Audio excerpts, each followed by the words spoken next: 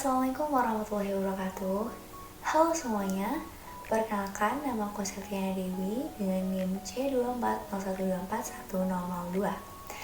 Nah, pada kesempatan kali ini aku bakal ngejelasin tentang praktikum pertumbuhan yang udah aku lakuin bersama tim. Dimana di sini tuh kita kebagian ikan kembung gepeng dan kita lakuinnya ini di hari Sabtu tanggal 30 Agustus 2025. Sebelum ke langkah kerja, aku mau nyinggung dikit tentang pertumbuhan. Apa sih pertumbuhan itu? Jadi pertumbuhan itu kayak proses bertambahnya ukuran tubuh organisme baik dari sisi panjang, berat, maupun volume. Nah, nantinya itu bakal terjadi karena adanya penambahan jumlah dan juga ukuran selnya. Nah, praktikum yang kita lakuin ini juga ada tujuannya. Tujuannya itu buat kita belajar tentang pertumbuhan panjang, berat, hubungan panjang, dan juga berat, faktor kondisi, sama kita tuh menunggu pola perkembangan populasi ikan sendiri. Langsung aja kita ke prosedurnya. Oke teman-teman, langsung aja ke prosedur praktikum dan juga hasil yang udah aku dapetin bersama tim kelompok. Nah, yang pertama setelah kita udah tiba di lab, kita itu menyiapkan alat dan bahan dan juga sip data pribadi. Dan di situ juga setiap praktikan udah disediain 3 ekor ikan kembung gepeng. Nah, dimana kita juga diminta untuk mengisi nama ilmiah, umum, sama lokal. Nama ilmiah dari ikan kembung gepeng sendiri itu Astraliger fauni, terus nama umumnya kembung gepeng, nama lokalnya ikan kembung.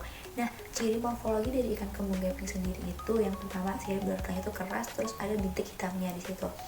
Terus juga mereka memiliki bobot yang lebih besar, terus sirip ekornya itu berbentuk garpu.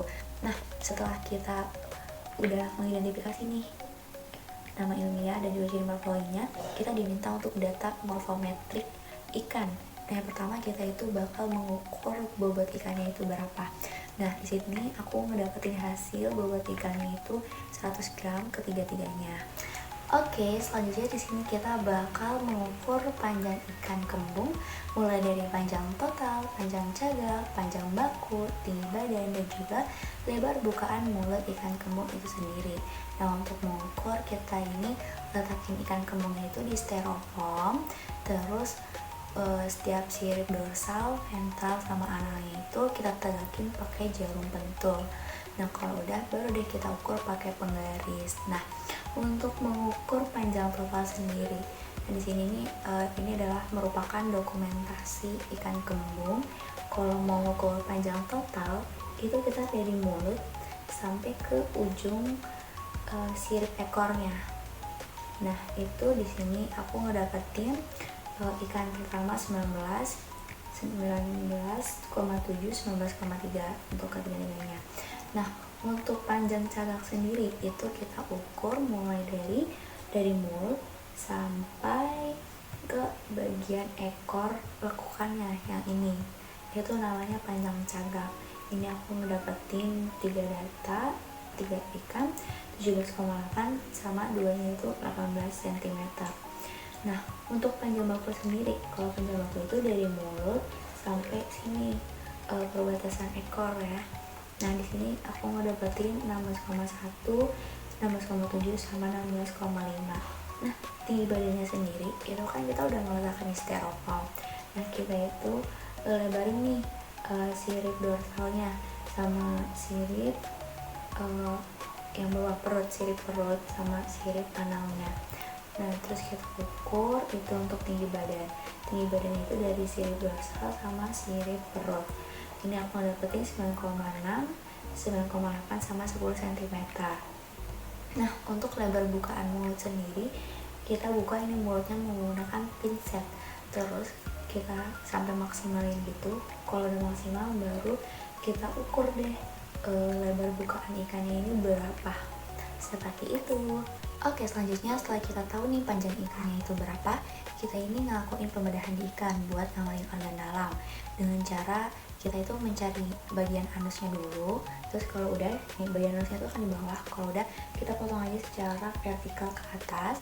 Terus nanti ini kita potong lagi, kita temuin sampai ada rasa durinya gitu guntingnya. Terus kita ke kiri untuk membedah lagi, terus ke bawah secara vertikal. Nah, kalau udah kita cari nih organ dalamnya di sini, dimana ini kita diminta untuk mencari gonad, usus, sama lambung. Dan nanti dimana gonad sama lambung itu diawetin. Nah, untuk mengetahui jenis kelamin dari ikan itu tuh dari gonadnya. Biasanya kalau putih itu jantan, terus kalau agak kuning itu betina. Nah, di sini aku ngedapetin 3 ekornya ini betina semua. Terus juga tingkat kematangan gonadnya itu di tingkat 5. Nah, setelah kita tahu nih tingkat kematangan gonad dari ikan-ikan tersebut, ini kan aku ngedapetin di tingkat 5 semua.